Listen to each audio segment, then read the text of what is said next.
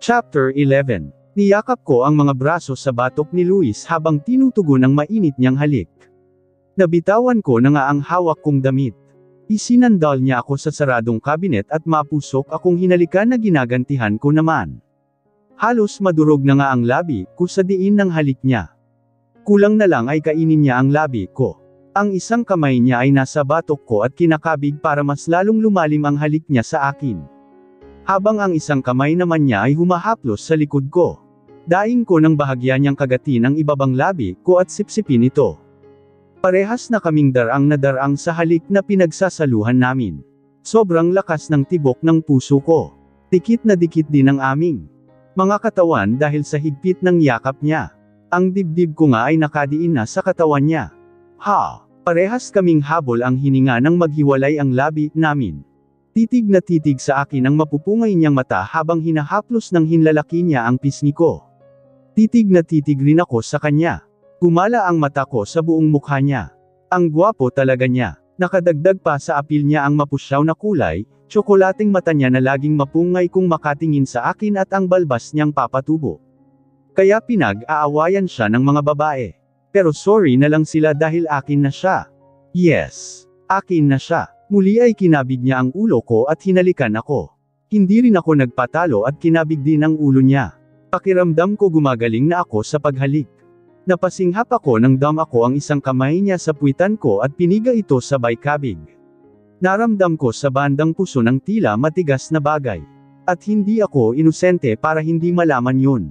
Nag-init ang mukha ko pati na rin ang katawan. Parang may kuryenteng dumaan sa utak ko patungo sa puson ko. Nahuhorny na ako. Kung saan man mauwita ay handa na ako. Tuk, tuk, tuk. Agad akong humiwalay ng halik kay Luis nang makarinig ng 3 katok. Tila ako nagising sa masarap na tulog. Tumingin ako kay Luis. Mapupungay pa rin ang mata niya bagamat nakakunot ang noo na tila naiinis. Akmang hahalikan niya ako ulit ngunit hinarang ko ang kamay sa mukha niya. May kumakatok. Sabi ko, matindi na ang init sa mukha ko. Hayaan mo na. Aniya at binaba ang kamay ko. Akamang muli niya akong hahalikan pero hinarang ko ulit ang kamay. Mamaya na, baka importante yung kumakatok. Sabi ko. Bumuntong hininga siya. Muntik pa akong matawa sa hitsura niya dahil mukha siyang nalugi. Fine. Basta mamaya ha. Paninigurado niya na parang batang pinangakuan ng ina.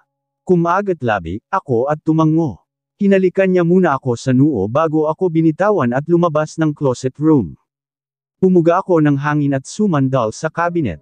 Hinawakan ko ang labi kung tila nangangapal dahil sa halikan namin kanina. Shit, muntik na akong bumigay. Pero kung walang kumatok siguradong. Pinilig-pilig ko ang ulo. Nagiging masyado na akong marupok sa kanya. Sarap na sarap ako sa relyenong bangus at chopsay na niluto ni Manang Leng. Hindi nalalayo sa lasa ng luto ni Yaya Daling.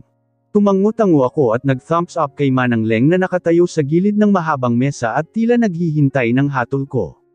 Kasama niya ang 3. Masarap po Manang. Sabi ko. Ngumiti si Manang Leng pati na rin ang 3. Pati si Luis na kumakain din ay napapatanggaw din. Salamat po ma'am, sir. Sabi ni Manang Leng. Nag-appear naman ang 3 na mukhang katulong niya sa pagluluto. Kumain na ba kayo? Tanong ko sa kanila. Mamaya po ma'am pagkatapos nyo. Sagot ni Che.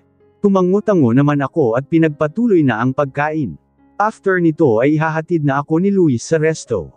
Baby kailan pala ang enrollment nyo? Tanong ni Luis.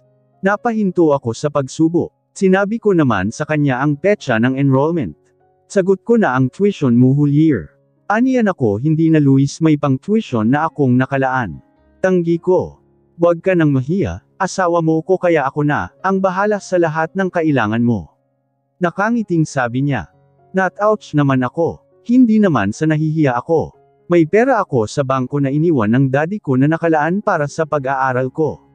Sabi ko. Saglit naman siyang natigilan. Ganun ba? Nakangiting tumango ako. E di sagot ko na lang ang baon mo. Pero, may ipon ka. E di dadagdagan ko na lang. Putol niya sa sasabihin ko. Hindi na lang ako sumagot at ngumuso na lang. Bahala na nga siya. Siya nga pala, wala ka bang pasok sa office mo? Tanong ko naman sa kanya, ilang araw ko na kasi siyang kasama. Tinatawagan lang niya. ang secretary niya at kung sino-sino pa. Mamaya pagkahatid ko sa'yo didiretso ako ng company. Tumanggo-tango na lang ako. Malaki na siya. Alam na niya ang ginagawa niya. Luis. Cheers, sabay-sabay naming sabi at tinaas. Ang mga hawak naming baso na may lamang alak at pinagtungki sabay inom. Nandito kami sa bahay ni Kester at nagiinuman. Wala naman talaga akong balak uminom kung hindi lang sila mapilit. Pero hindi ako magpakalasing, dahil sasanduan ko pa si Ivana sa resto. Kung ako lang ang masusunod ayoko nang magtrabaho siya sa resto. Ngayong mag-asawa na kami hindi na niya kailangan magtrabaho, dahil kayang-kaya ko namang ibigay ang lahat ng gusto niya kahit ano pa. Magkwento ka naman pare, kaya ka nga namin inayang uminom. Langya ka, di mo man lang kami inimbitahan sa kasal mo. Muntik na kaming magtampo, ani Alden na nakangisi. Tiningnan ko silang tatlo na may mga ngisi sa labi. Wala si Jace at Lawrence dahil nasa probinsya sila ng Kalinaw. Si Jace ay dahil doon siya nakatira at may asawa at anak na kaya bibihira na lang naming nakakasama. Si Lawrence naman ay doon na serbisyo bilang pulis. Anong pang ikukwento ko mukhang kinuwento na sa inyo lahat ni Kester. Sabi ko at sinama ng tingin si Kester na pinakachismoso sa mga kaibigan ko. Siya ang nagkwento sa kanila. Tinawanan lang niya ako at tinaas ang hawak na baso. Gusto namin marinig ang version mo. Sabi ni Matias na walang reaksyon ang mukha na parang robot. Ngumisi ako. Nahawa ka na pala sa pagkachismoso ni Kester. Sabi ko. Sinaman ako ng tingin ni Matias. Sa aming magkakaibigan ay siya lang ang kayang sumabay sa tupak ko. Palibas may tupak din kung minsan. Ano ba talaga ang totoo pare? Ikaw ba ang napikot o ikaw ang pumikot? Nakangising tanong ni Alden. Hindi ko siya sinagot at nagsali ng whiskey sa baso ko sabay inom. Kung ako ang tatanungin niyo mga pare, mukhang siya ang namikot. May nakita ka bang napikot na mukhang siya pa ang masaya? Si Ivana nga mukhang nalugi Ani Kester. Lugi naman talaga si Ivana. Fresh pa siya tapos ang napangasawa niya bilasa na. Komento ni Matias na nagsali ng whiskey sa baso niya. Sinaman ko siya ng tingin. Pasmado din talaga ang bibig niya kung minsan. Kaya mas gusto ko wag na lang siyang magsalita minsan. Nagkibit balikat lang si Matias at sinimsam, ang baso niyang may lamang alak. Langya ka pare, alam naman naming crush mo si Ivana. Niligawan mo man lang sana kesa dinaan mo sa santong paspasan. Sabi ni Alden. At saka isa pa ang bata pa nun. Magkasing edad lang sila ni Ana diba? Ani Kester. Oo parehas lang silang 21. Pabagsak na nilapag ko ang baso sa ibabaw ng counter ng minibar ni Kester. Hindi na bata si Ivana. Mariing sabi ko at sinaman sila ng tingin. Alam kong balak nila akong pikanin. Pinisihan lang nila ako at pinagpingki nila ang mga baso nila. Nakakunot ang noo ni Ivana nang pumasok na ako sa kotse. Bakit? Nakangiting tanong ko habang kinakabit ang seatbelt. Uminom ka? Kunot noong tanong pa rin niya. Nanigas naman ang ngiti ko at unti-unting nawala. May kaunting kaba din ako sa dibdib, dahil baka magalit siya. Tumikim ako. Akaunti lang, inaya kasi ako nila Alden dahil mga nagtatampo, hindi ko kasi sila naimbitahan noong kasal natin. Tumangutango siya at nawala na rin ang kunot sa noo niya. Okay lang na uminom ka, wag ka lang, magpapasobra lalo na kung magmamaneho ka. Baka madisgrasya ka pa. Ngumiti ako. Ang sarap sa pakiramdam na concern siya sa akin. Parang may mainit na bagay na dumampi sa dibdib ko. Yes baby. Sabi ko at binuhay na ang makina. Kinuha ko ang kamay niya at pinagpulupot ang mga daliri namin habang, ang isang kamay ko ay nasa manibela, ipinatong ko ang magkahugpong naming kamay sa hita ko. Napangiti pa ako nang makita ang wedding ring na suot niya. Mumurahin lang yun dahil biglaan ang kasal namin. Ngunit espesyal naman, dahil ito ang simbolo ng pagiging mag-asawa namin. Pero bibili pa rin ako ng mahal na singsing para sa kanya, yung may pinaka-rare na bato. Tumingin siya sa akin at ngumiti. Medyo namumula pa ang mukha niya.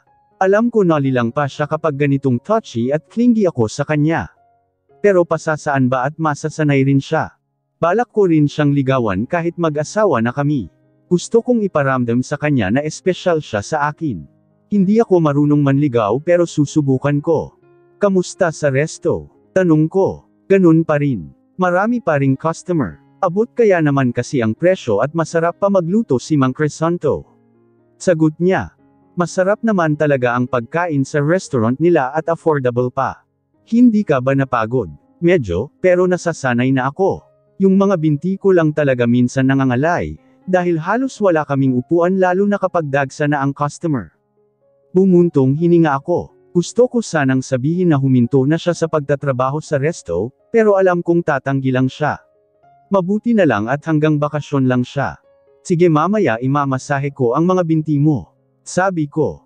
Ngumuso siya. Marunong ka. Tila di. Naniniwalang tanong niya.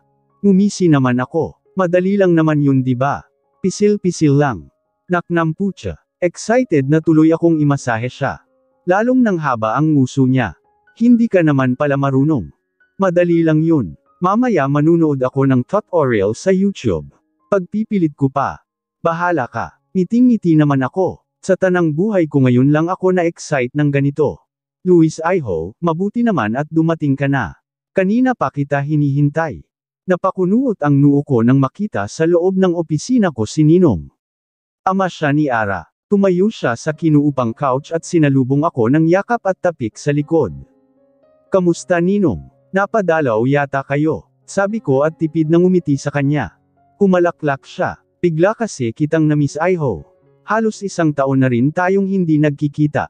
Aniya at bumalik na sa pagkakaupo sa mahabang couch at frenteng sumandal pa at dumkwatro. Umupo naman ako sa single couch at pinapormal ang mukha.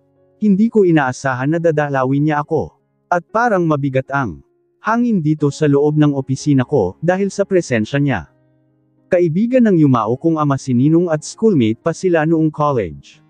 Nang mamatay si Daddy ay naging kanang kamay siya ni Lolo. Dati ay malapit ang loob ko sa kanya.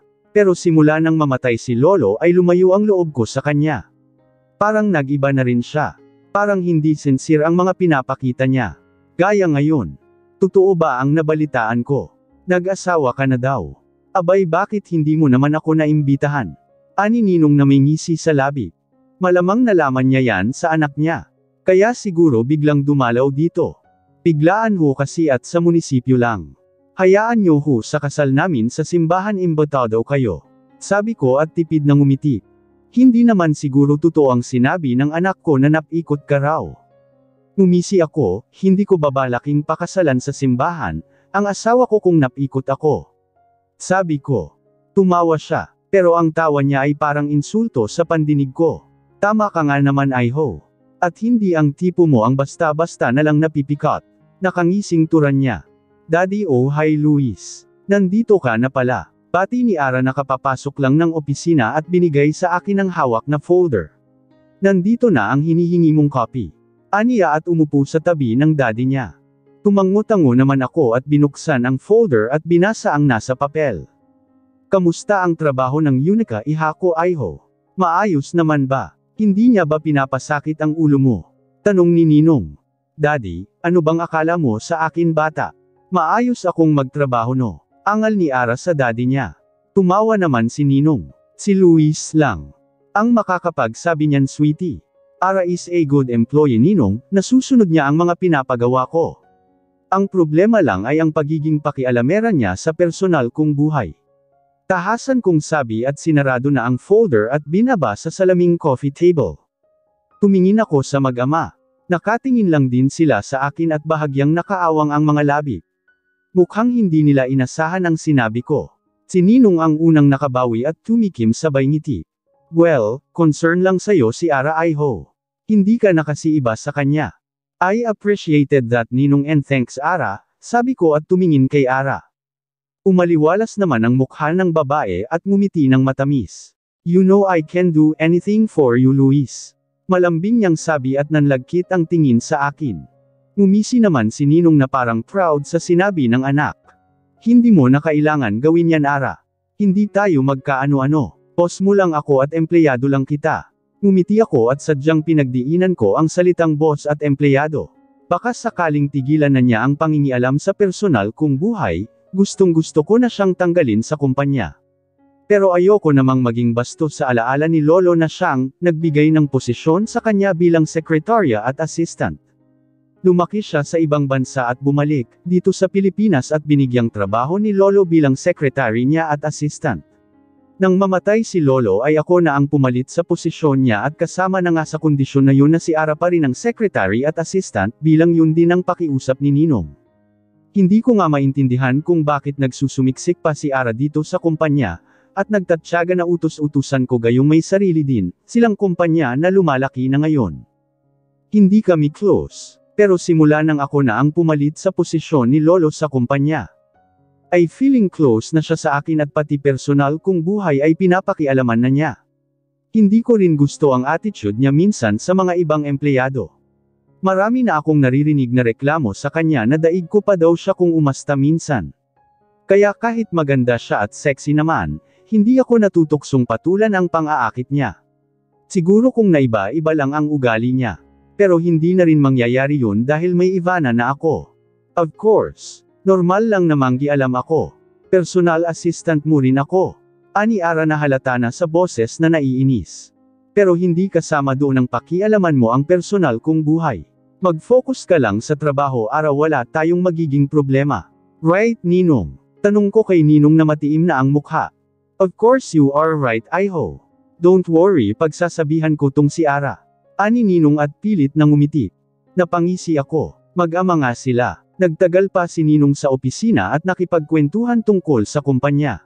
Pinagmamalaki niya ang kumpanya niya. Ang sarili niyang kumpanya na nagsimula lang sa maliit ay biglang lumaki sa loob lamang ng halos 5 taon. Pero hindi nito mauungusan ang kumpanya ko. Sinisiguro ko yan. Pabagsak na nilapag ni Enrique ang baso niya sa mahogany table at muling sinalinan ng brandy. Disappointed niyang tiningnan ang anak at umiling-iling. Masyado ka kasing nagpakampante Ara. Hayan, naunahan ka ng kung sinong babae lang. Lintek. Galit na bigkas ni Enrique at muling tinungga ang laman ng baso. What can I do daddy? Ang ilap sa akin ni Luis. Ginawa ko na ang lahat. Kulang na nga lang maghubad ako sa harapan niya. Pinagsabihan na nga akong pakialamera diba? Inis na sambit ni Ara sabay irap. Pabagsak siyang umupo sa mamahaling couch dito sa loob ng office library ng daddy niya at Doom 4. Sumandal naman sa leather chair niya si Enrique at napapabuntong hininga. Tiningnan niya ang anak na ubod naman ng ganda at habulin ng lalaki, pero hindi nito mapaamo ang lalaking mahilig din sa babae. Hindi pwedeng mapunta sa ibang babae si Luis anak. Siya ang pinakamalaking alas natin para mas lalo pang lumaki at makilala ang kumpanya natin. Kailangan mag-isa ang kumpanya natin. I know daddy. At hindi rin naman ako. Sumusuko. Napikot lang siya ng asawa niya at kayang-kaya ko siyang mapasaakan. Kailangan ko lang level up ang pang-aakit ko sa kanya. Nakangising sabi ni Ara. Noon pa man ay gusto na niya ang binata. Nasa Amerika pa lang siya at nag-aaral ay madalas na niyang nakikita. Ito nakasama sa mga pictures ng daddy niya sa social media. At simula noon ay nahulog na siya sa binata. Tinatak na niya sa utak niya at isinapuso na magiging asawa niya ang binata. Tumango-tango si Enrique at ngumisi. Gusto niya ang determinasyon na nakikita sa anak. Kamusta ang pakikipag-deal niyo? Tumingin si Ara sa ama at ngumisi. Sinusunod ko ang lahat ng bilin mo daddy. I'm sure ire-reject na nila ang proposal ng company ni Luis at mas pipiliin na nila ang proposal ng kumpanya natin. Tumango-tango si Enrique, sinimsam ang alak sa baso. Basta mag-iingat ka lang anak. Matalino at tuso si Luis. Malilintikan tayo kapag nalaman niyang sinusulot natin. Ang isa sa pinakamalaking group of companies sa bansa at isa sa Clini. Kaya malaking bagay sa kumpanya nila kung makukuha nila ito. Yes daddy, magtiwala ka lang sa akin. I trust you iha. Sabay na tumawa ang mag-ama. Tawa ng nalalapit nilang matamis na tagumpay. Mansion 8:30 AM. Manang, si Luis po nakita nyo? Tanong ni Ivana sa mabait na mayordoma pagpasok niya sa kusina. Naabutan niyang abala ang mga ito sa mga gawain sa kusina. Hinahanap niya si Luis dahil gusto niyang magpaalam na pumunta sa bahay nila saglit, dahil namimiss na niya ang mommy niya at si Yaya Daling. Pagamat madalas silang magtawagan ay iba pa rin na personal niyang nakakausap at nakakasama ang mga ito, isang linggo na rin niyang hindi nakikita, ang mga ito simula nang lumipat siya sa bahay ni Luis. Ay nasa library ma'am. Ito nga at nagpapatimpla siya ng kape kay Lucy. Nakangiting sagot ni Manang Leng. Umarap naman si Lucy sa magandang amo at ngumiti, hinahanda na niya ang paggawa ng kape ng amo. Pwedeng ako na lang ang magtitimpla. Presinta ni Ivana. Gusto niyang ipagtimpla ng kape si Luis. Kahit sa simpleng paraan man lang ay masaklian niya ang kabutihan ng asawa sa kanya. Napatingin ang lahat ng kasambahay kay Ivana.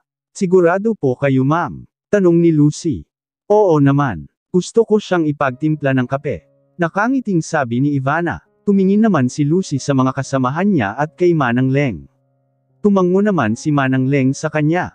O sige po ma'am, kayo na po dito. Sabi ni Lucy at binigyan ng espasyo sa counter ang magandang amo. Hindi naman nagaksaya ng panahon si Ivana at hinaharap na ang pagtitimpla ng kape. Marunong naman siyang gumamit ng coffee maker, dahil meron din sila dati nito.